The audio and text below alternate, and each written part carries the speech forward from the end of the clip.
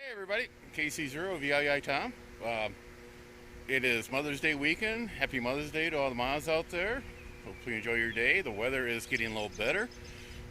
The state of Iowa, Governor Reynolds has opened up short-term camping here this week.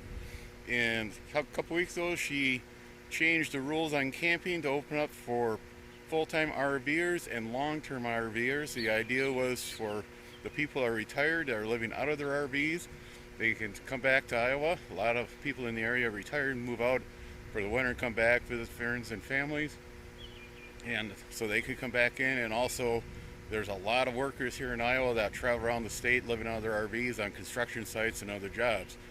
The problem we have with that is we have some people in the Iowa area that have a house, nice house, and they also have a full-term or long-term camping site at a local campgrounds.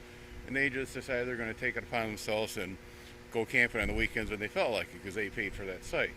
There was talk about changing the rules on that, but with the weather getting better, the rise of Corona-19 in the state is at a acceptable pace, as they call it, and recovery people, there's getting to be more and more recovers.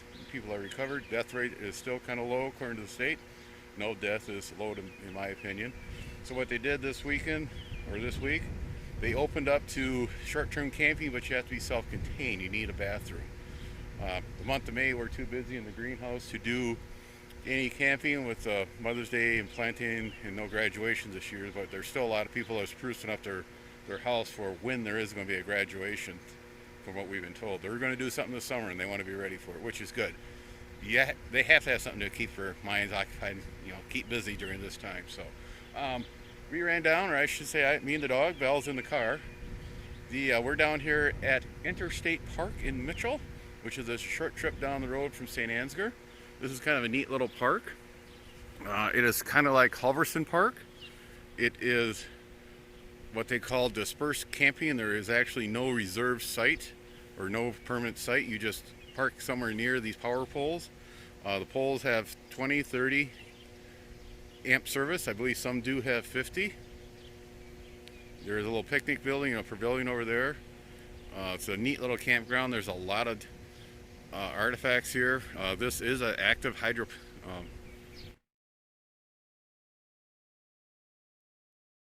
station making electricity. I believe there's roughly 40 sites in this campground. We got the Cedar River over here. Boating, canoeing, kayaking, fishing, water skiing. See if we can get a little bit out of the wind. It is a real neat campground. Unfortunately, it is so popular that we haven't had a chance to get here to camp in the 20 some odd years that we've lived here. We've been down here a couple times for picnics. Get here on the back side of the dam, but it's just a very popular spot right at. It is only 45 degrees out here right now. As you can see over there, see if we can.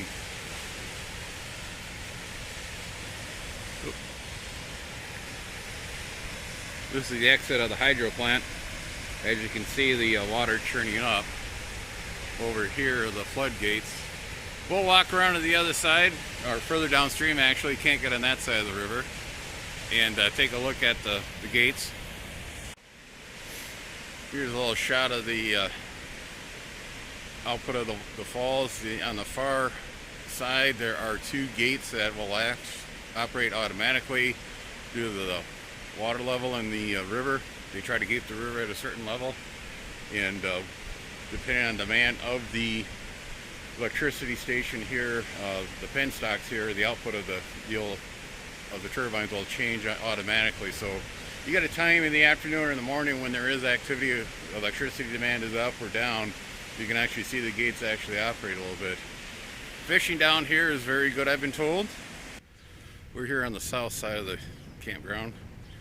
These power poles, or connection poles you want to call them, they're 20 and 30 amp service plus water. So while you're down there by the bridge, we'll scan around over here.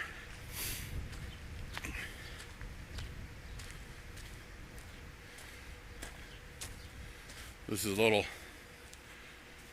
display they have of the construction of the power station back in the 20s, and the operation of it, the actual one of the wheels that probably came out of it.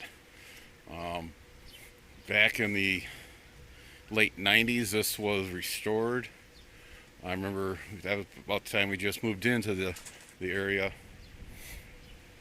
It was quite a ambitious project. A lot of people were behind it. As you can see here, a cutaway view of the dam itself. We'll head over to the other side of the park, shoot some more video.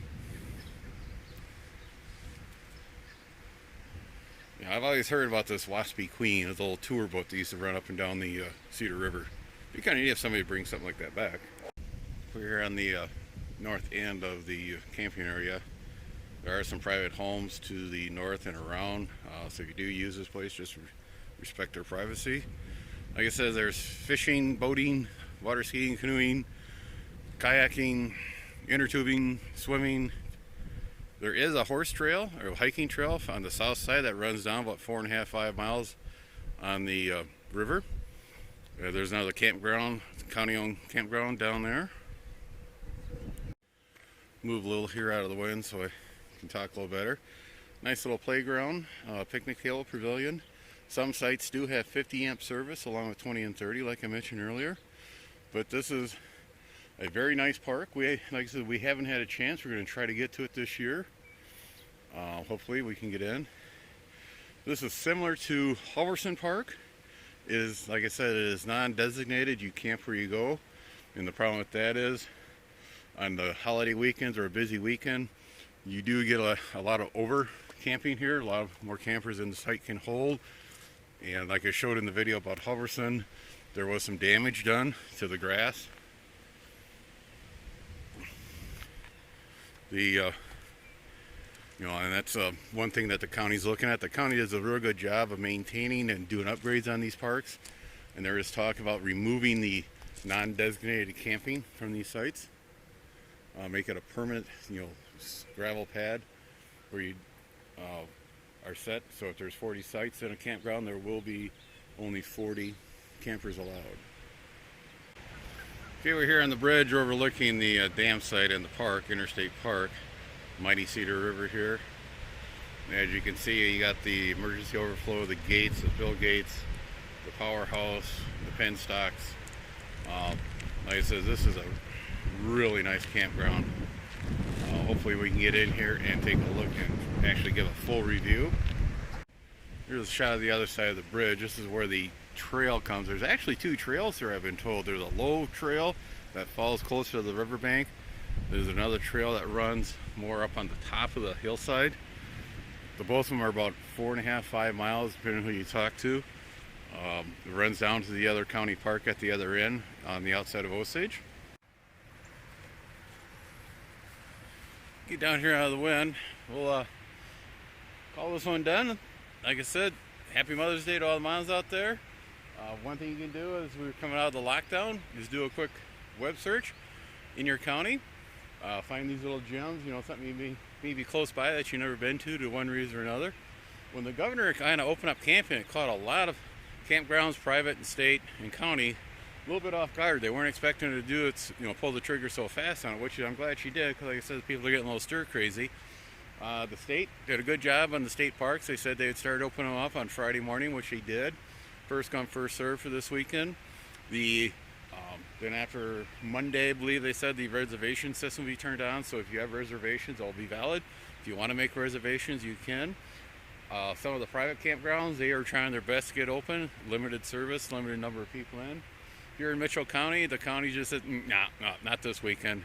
As you can see, as we pan around here, they just got done mowing the yard, it looks like. I was down here yesterday morning checking everything out, and it was not mowed.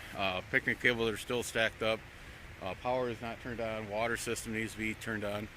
But we'll get going here. And like I said, we'll get back here, do a little proper review of this. Just want to stop in here and say hi to everybody. 7-3.